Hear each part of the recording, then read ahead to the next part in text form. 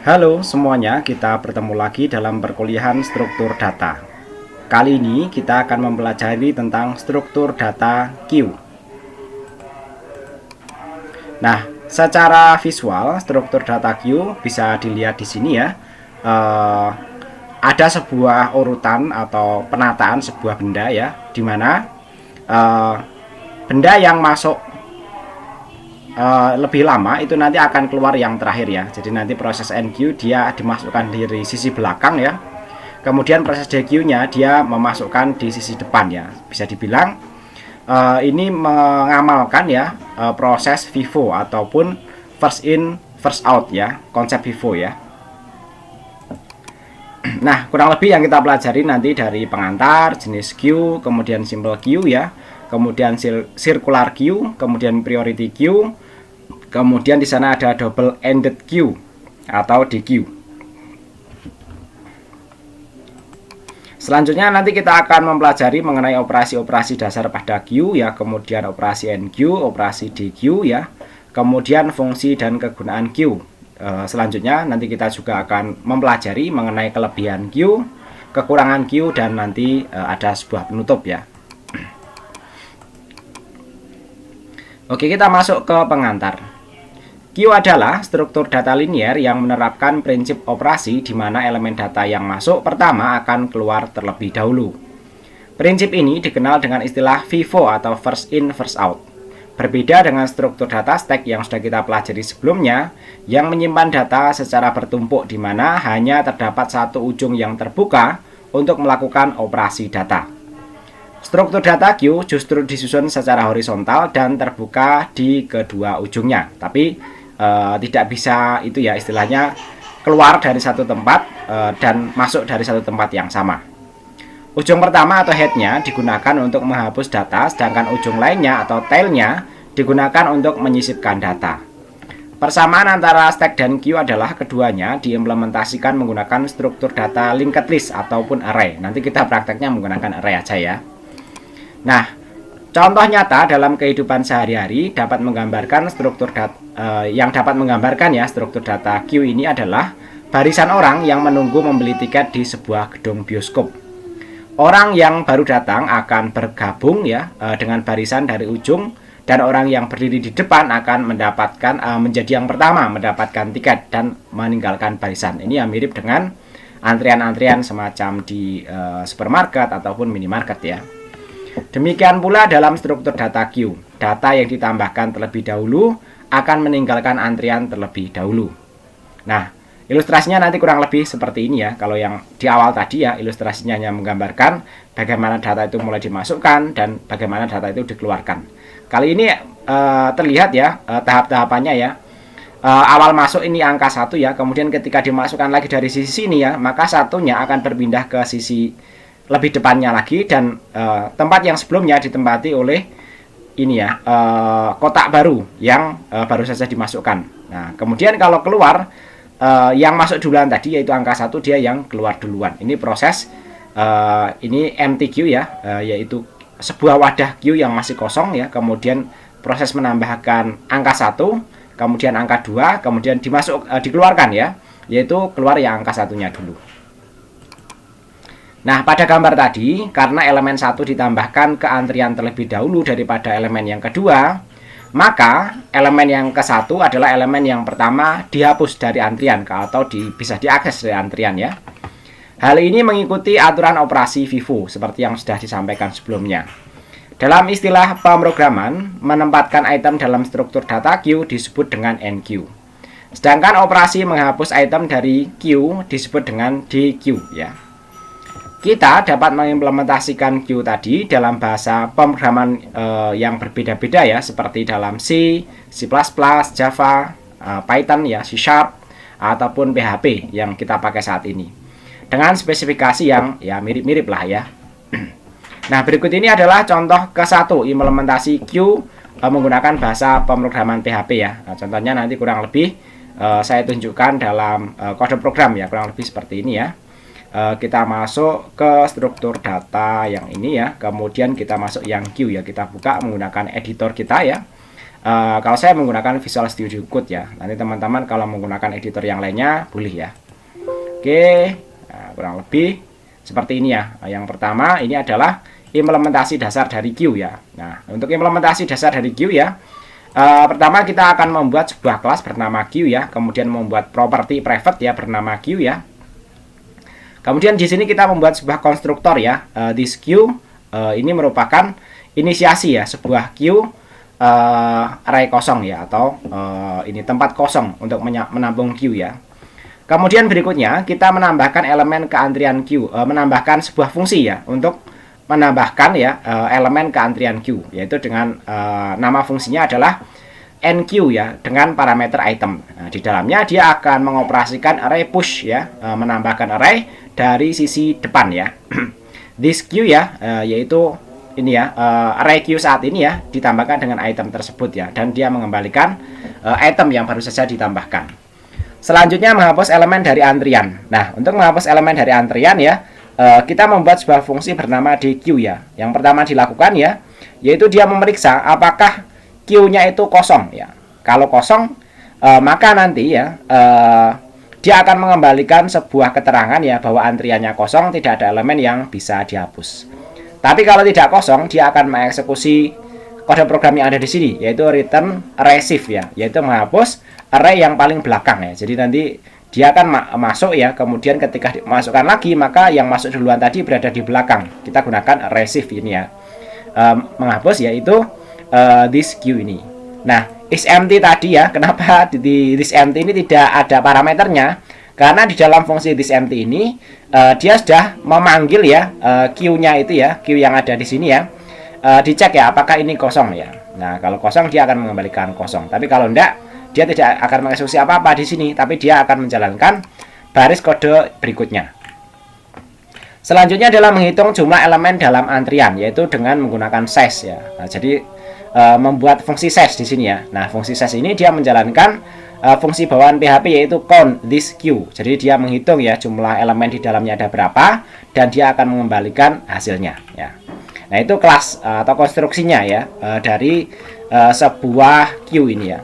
Kemudian berikut ini implementasinya ya. Jadi kita berikutnya akan membuat sebuah objek Q ya yang diinstansiasi dari kelas Q ini ya. Nah, kemudian di sini dicoba ditambahkan ya di NQ angka 1, menambahkan 1 ke dalam antrian. Kemudian Q NQ2 menambahkan angka 2 ke dalam antrian. Nah, ini dari kosong kemudian berisi 1 2. Nah, kemudian ketika elemennya coba dihapus menggunakan DQ ya, semestinya terhapus 1 duluan karena di sini yang dimasukkan 1 duluan.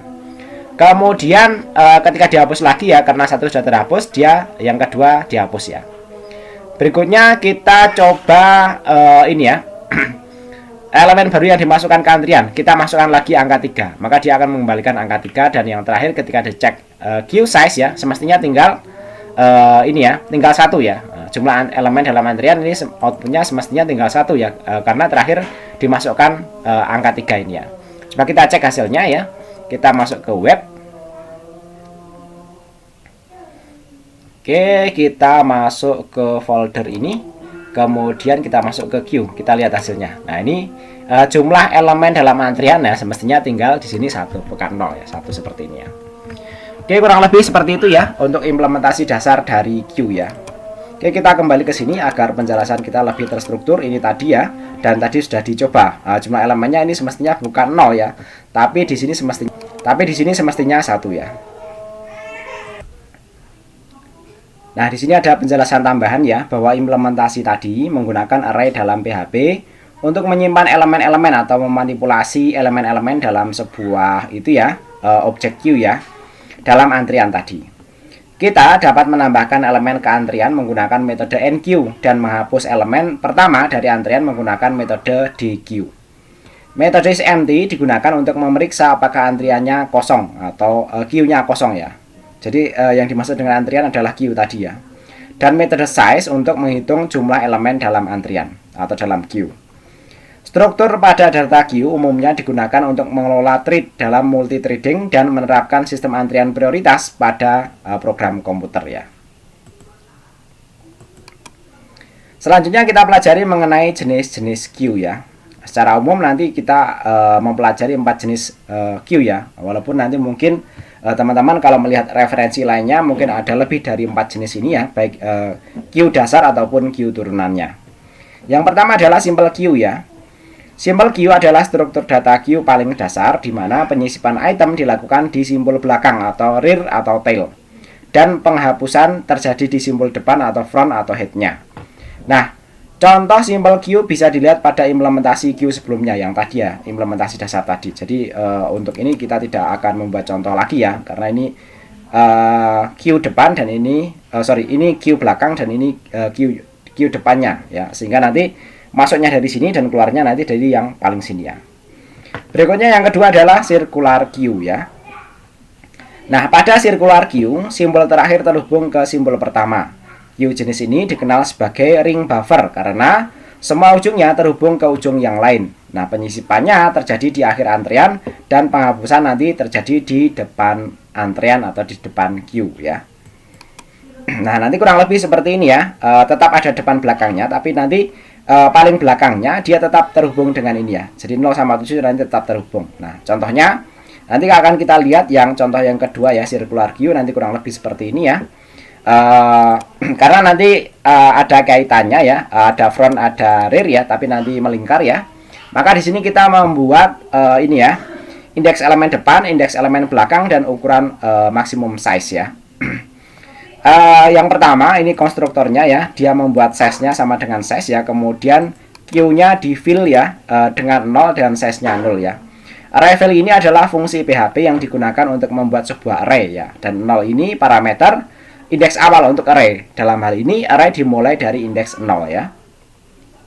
Kemudian size-nya ini adalah ukuran dari array yang ingin kita buat. Jadi kalau kita mendeklarasikan array tanpa parameter ya, sebenarnya size-nya tidak ditentukan ya, tapi sebenarnya bisa juga ditentukan seperti ini ya.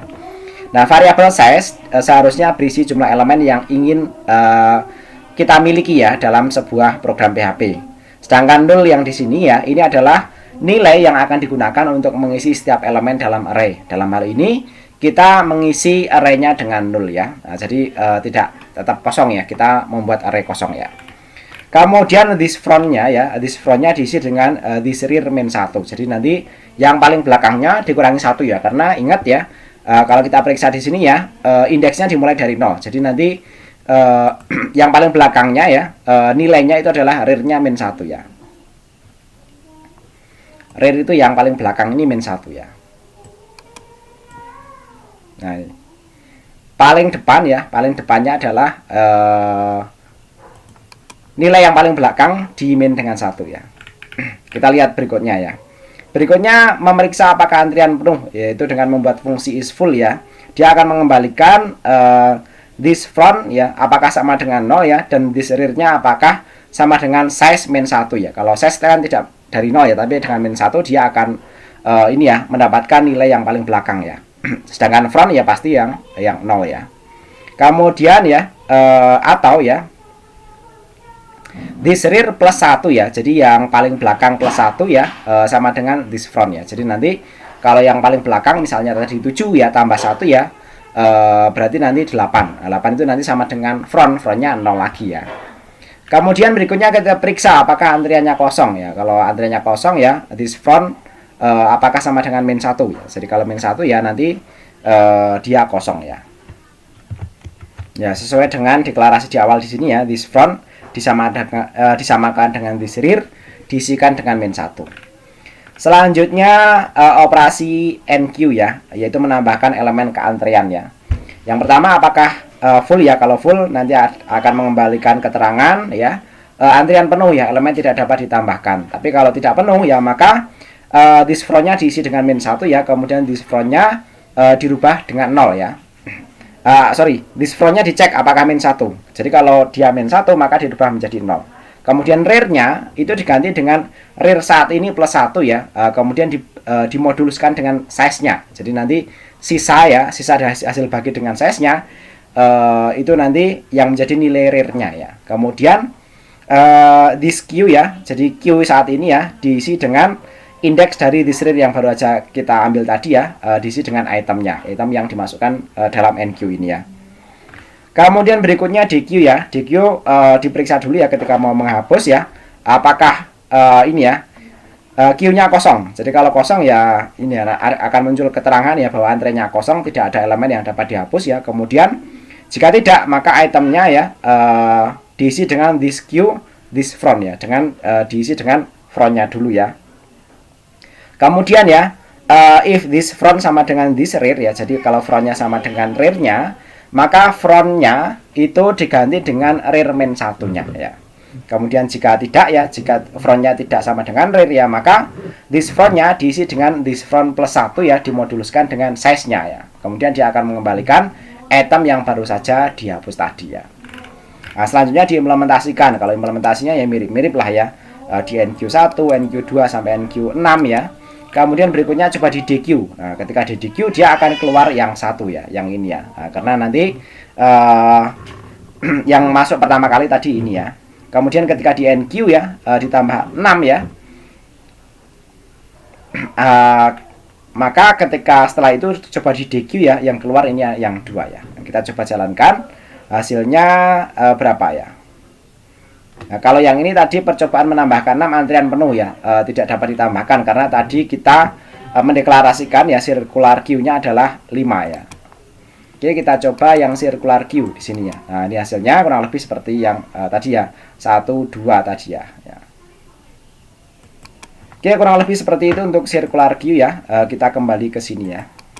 Nah, tadi ini sudah kita demonstrasikan ya.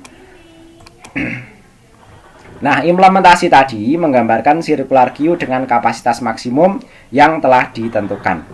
Elemen-elemen ditambahkan ke belakang antrian dan akan dihapus dari depan antrian. Jika antrian penuh, elemen tambahan tidak dapat ditambahkan. Tapi jika antrian kosong atau queue-nya kosong, ya elemen tidak dapat dihapus ya. Selanjutnya adalah priority queue. Nah, ini yang unik dari itu ya, modifikasi sebuah queue ya. Priority queue adalah struktur data queue di mana simbol akan memiliki beberapa prioritas yang telah ditentukan. Simbol depannya, simbol depan prioritas, simbol dengan prioritas terbesar akan menjadi yang pertama dihapus dari antrian atau queue. Sedangkan penyisipan item terjadi sesuai dengan urutan kedatangannya. Aplikasi priority queue antara lain algoritma jalur terpendek Dijkstra, algoritma prim, dan teknik kompresi data seperti kode Huffman ya. Nah, kurang lebih nanti seperti ini ya untuk model dari priority queue ya. Jadi nanti walaupun semestinya dimasukkan dari belakang dan keluar dari depan ya, nanti memungkinkan nanti ada priority queue-nya di sini ya. Elemen with the highest priority ini ya. Di queue-nya dia akan mengeluarkan yang priority duluan ya. Nah, contohnya nanti kurang lebih seperti ini ya untuk priority queue ya. Yang pertama di sini kita membuat sebuah kelas ya bernama priority queue ya. Kemudian di dalamnya kita buat sebuah atribut queue, kemudian konstruktornya ini deklarasi array kosong ya. Berikutnya kita membuat sebuah fungsi enqueue di dalam kelas priority queue tadi ya, dengan parameter item dan priority. Jadi kalau sebelumnya hanya memiliki parameter item saja untuk enqueue ya, kali ini ada priority-nya ya. Jika tidak di set ya queue priority-nya, maka ya nanti priority-nya ini ya array kosong lah ya, itu atau indeks ya, indeks bawaannya ya. This queue priority ya nanti array kosong ya. Tapi kalau tidak ya, array akan push ya dengan indeks priority ya, dengan itemnya tadi ya. Kemudian berikutnya DQ ya, yaitu menghapus ya. Pertama kita perlu cek apakah queue-nya kosong ya. Nah, kalau queue-nya kosong tentu dia akan mengembalikan keterangan ya bahwa antriannya kosong, tidak ada elemen yang bisa dihapus ya. Tapi kalau tidak, highest priority-nya ya, ini adalah nilai maksimum dari array key-nya. Jadi array key dari this queue-nya nilai terbesarnya atau maksimumnya ya. Dan itemnya ya, dan dia akan menghapus ya receive ya, yang dari yang paling belakang ya, this queue dengan highest priority tadi ya. Nah, kemudian kita cek lagi ya, ini ya. Pertama, apakah empty this queue highest priority ya, highest priority apakah kosong ya. Kalau kosong ya, maka akan dilakukan proses unset this queue highest priority dan dia akan mengembalikan item yang baru saja dihapus ya. Nah, untuk SMT dia cuma mengembalikan empty this queue ya. Kemudian berikutnya ini diimplementasikan seperti sebelumnya ya. Kita membuat objek priority queue, kemudian kita enqueue ya dengan prioritasnya ya. 2 1 3 2 ya. Kemudian kita coba di sini dequeue ya, dequeue 2 kali ya.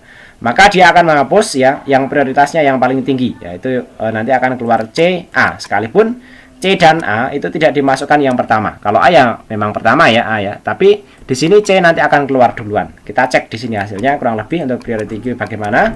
Kita lihat ya. Nah, dia keluar C-nya dulu baru yang A ya. Oke, kurang lebih seperti itu untuk priority queue ya. Kita lanjut ke berikutnya ya. Nah, di sini ada pembahasan sedikit ya. Dalam implementasi tadi, elemen-elemen ditambahkan ke antrian dengan menyertakan prioritas. Saat elemen dihapus, elemen dengan prioritas tertinggi akan diambil terlebih dahulu. Jika ada beberapa elemen dengan prioritas yang sama, maka elemen yang tiba lebih awal ya, atau yang kali ini kita menerapkan atau prinsip FIFO ya. Nah, itu yang akan dihapus yang terlebih dahulu ya. Kemudian berikutnya adalah double-ended queue atau jenis queue yang terakhir ya, atau di sini disebut sebagai DQ ya, mirip-mirip dengan proses penghapusan ya. Dalam double-ended queue atau DQU, operasi penyisipan dan penghapusan dapat terjadi di ujung depan dan belakang. Nah, ini sudah sebenarnya ya udah nyeleweng dari konsep dari queue itu sendiri ya. Jadi nanti memungkinkan di insert di sini tapi juga dihapus di sini, insert di sini juga dihapus di sini ya. Nah, contohnya nanti kurang lebih seperti ini ya untuk double-ended queue ya. Di sini kita sama seperti sebelumnya ya, kita buat kelas DQ, kemudian kita membuat atribut queue ya, dan queue-nya ini dideklarasikan sebagai array kosong. Kemudian kalau menghapus dari front, dari paling depan ya, kita gunakan array unshift ya. Ini kita tambahkan dari paling depan ya. This queue tambahkan dengan itemnya. Kemudian untuk menambah elemen dari belakang, kita gunakan array push ya. Kalau push dari belakang ya. Kemudian untuk menghapus elemen dari antrian ya, pertama kita cek dulu apakah kosong. Kalau kosong dia akan mengembalikan DQ kosong. Tapi kalau tidak kosong dia akan menjalankan array shift ya, yaitu menghapus elemen dari yang paling belakang, paling depan ya. Kemudian untuk remove yang paling belakang ya, seperti sebelumnya cek dulu apakah kosong ya. Kemudian kalau tidak kosong dia akan menjalankan sebuah fungsi array pop, yaitu menghapus elemen dari yang paling belakang ya.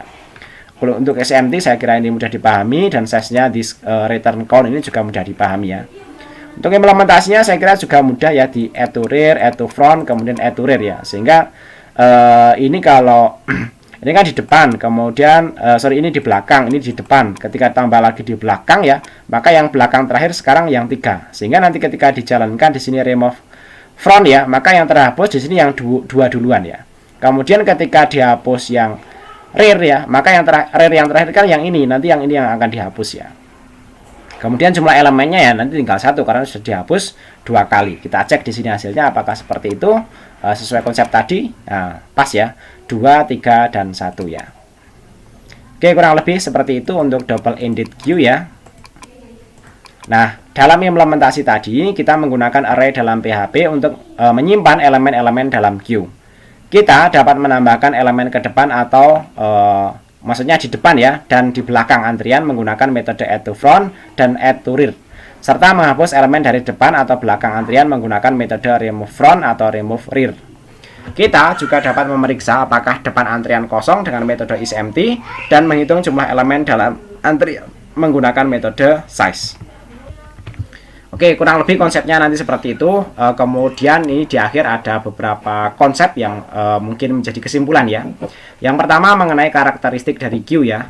Yang pertama bahwa queue adalah struktur dasarnya adalah FIFO ya. Kemudian untuk menghapus elemen terakhir dari queue, semua elemen yang dimasukkan sebelum elemen tersebut harus dihilangkan atau dihapus. Artinya urut-urut lah gitu ya. Kemudian berikutnya, queue adalah daftar berurutan dari elemen-elemen dengan tipe data yang serupa. Adapun operasi-operasi dasar dari queue ya kurang lebih tadi sudah kita jalankan ya.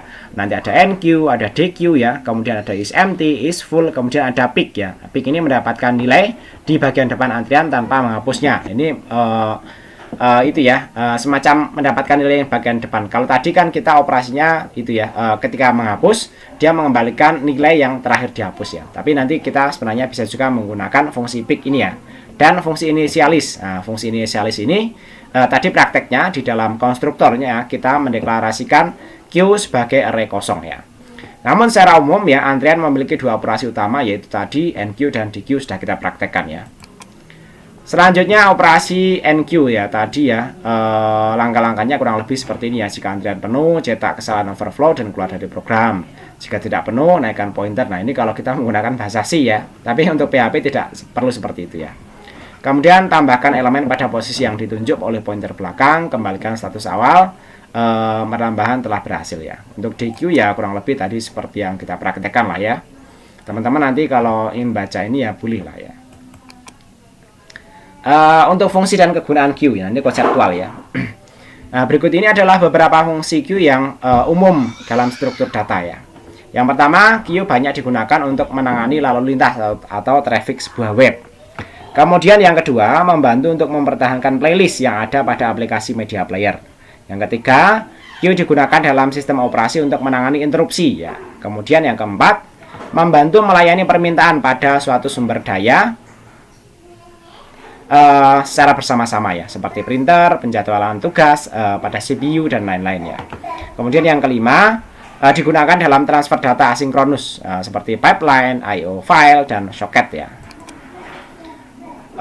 Berikutnya kita lihat mengenai kelebihan Q ya. Yang pertama, operasi seperti penyisipan, penghapusan dapat dilakukan dengan mudah karena mengikuti aturan masuk pertama keluar pertama. Kemudian Q berguna ketika layanan tertentu digunakan oleh banyak konsumen. Kemudian yang ketiga, Q cepat untuk berkomunikasi antar proses data. Yang keempat, Q dapat digunakan dalam implementasi struktur data yang lainnya juga ya. Nah, tadi kalau kelebihannya kurang lebih seperti itu ya. Berikutnya ada kelemahannya juga dong ya. Nanti yang pertama, kelemahannya operasi seperti penyisipan dan penghapusan elemen dari tengah cenderung memakan waktu ya. Tadi kita kesulitan ya. Kecuali kalau pakai array itu nanti kita bisa menyebutkan nomor indeksnya ya. Tapi untuk Q yang sebenarnya itu sebenarnya sulit ya. Kemudian dalam Q konvensional, elemen baru hanya dapat dimasukkan ketika elemen yang ada dihapus dari antrian. Kemudian yang ketiga, mencari elemen data pada struktur Q membutuhkan time complexity yang cukup tinggi ya. Kemudian yang keempat, ukuran maksimum antrian harus ditentukan sebelumnya ya. Oke, kurang lebih seperti itu ya. Konsep struktur data ini ya dapat diimplementasikan dalam bahasa pemrograman lainnya juga. Jadi selain memahami contoh yang diberikan, sebaiknya silahkan dipahami secara mendalam mengenai konsepnya agar jika digunakan dalam bahasa pemrograman yang lainnya juga mudah memahaminya. Struktur data Q dapat diimplementasikan menggunakan struktur data lainnya juga. Nanti bisa menggunakan linked list ya, kemudian ini array yang paling favorit ya bagi saya ya, kemudian dengan stack ya, kemudian dengan heap ya atau dengan yang lainnya. Bisa juga dengan menggunakan double linked list ya. Bisa juga menggunakan circular buffer ya, bisa juga menggunakan array list ataupun yang lainnya ya. Baik, namun demikian ya, implementasi menggunakan struktur data lainnya tersebut tidak kita bahas di sini ya, untuk mengurangi kesan rumit dalam materi pembelajaran ini ya. Sekian untuk materi kita kali ini. Jika ada pertanyaan, koreksi ataupun diskusi, silakan disampaikan melalui kolom komentar. Terima kasih dan sampai ketemu lagi pada video pembelajaran berikutnya.